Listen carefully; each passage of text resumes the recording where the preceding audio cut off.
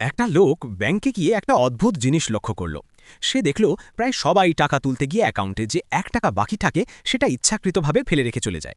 অঙ্কটা যতই ছোট হোক না কেন, তার ব্যাংকে কোটি কোটি গ্রাহক ছিল। ব্যাংক প্রতিদিন প্রত্যেকের অ্যাকাউন্ট থেকে ঠিক টাকা করে কেটে নিত।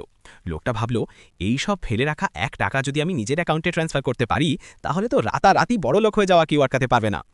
সে রাতে বাড়ি ফিরে একটা ফেক পিডিএফ ফাইল তৈরি করল। পরের দিন সেটা ম্যানেজারের কাছে পাঠিয়ে দিল। ম্যানেজারও কিছু না ভেবে ফাইলটা খুলে ফেললেন। আর তখনই লোকটা তার কম্পিউটার হ্যাক করে ঢুকে পড়ল। হ্যাক করতে গিয়ে তার চোখে ম্যানেজারের একটা গোপন খবর ফাঁস হয়ে গেল, কিন্তু সে সেসবের দিকে মনোযোগ না করে নিজের মূল প্ল্যানে মনোযোগ দিল।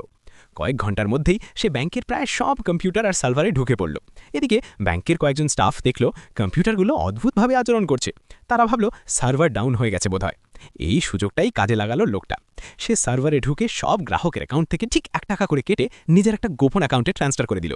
মাত্র কয়েক মিনিটের মধ্যে তার অ্যাকাউন্টে কোটি কোটি টাকা জমা হয়ে গেল। খুশিতে তার মুখ ঝকঝক করতে লাগলো।